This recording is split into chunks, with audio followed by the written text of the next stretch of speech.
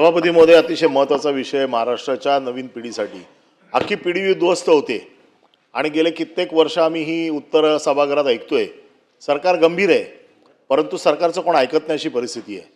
याच्यामध्ये ठोस कारवाई आम्ही नेहमी ऐकतोय, मकोका लावू, याला उचलू त्याला उचलू. एवढे आताच सतेज पाटील सांगितलं 4,000 कोटीचं एमडी पकडलं गेलं.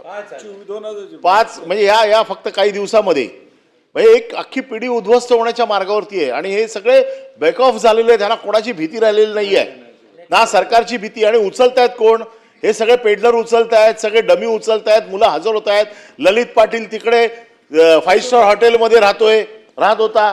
म्हणजे हे जे पकडलेले आहेत त्यांच्या आतमध्ये काय व्यवस्था चाललेली आहे ही आम्ही देखील बघितलेली आहे. त्यामुळे ह्याच्या बाबतीत ठोस उपाय करणं गरजेचं आहे. आता आपण सांगितलं की टास्क फोर्स तयार केलाय, वेगवेगळ्या लोकांना पकडलेलं आहे, सगळं झालंय. पण ह्याच्यात महत्वाचा माणूस जो सांगितला की केमिकल मिक्स करणारा जो माणूस आहे, केमिस्ट, हे ड्रग्स तयार कसं होतं? हे पूर्वीसारखं गांजा अफू परदेशातनं नाही येते. आता केमिकल तिथल्या तिथे मिक्स करून त्याचं पर्सेंटेज ठरवतं. 2 वेगवेगळी केमिकल पर्सेंटेज मध्ये ज्या वेळेला ठरवली जातात त्यावेळेला त्याचं ड्रग्स तयार होतं. आणि हे ड्रग्स तयार करणारा जो महत्वाचा माणूस आहे हा केमिस्ट आहे. आता तुम्ही किती केमिस्ट ह्याच्यामध्ये पकडलेले आहेत त्याची माहिती सभागृहाला द्या. आमच्याकडे जी लिस्ट आम्ही जी बघतो, हे पेडलर पकडतात तुम्ही, हे कोणतरी मटेरियल सप्लाय करणारा पकडतात.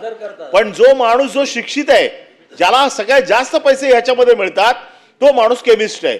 असे किती केमिस्ट तुम्ही पकडले की जे हे काम करतायत आणि यांना एक अख्खी पिढी उद्ध्वस्त करतायत.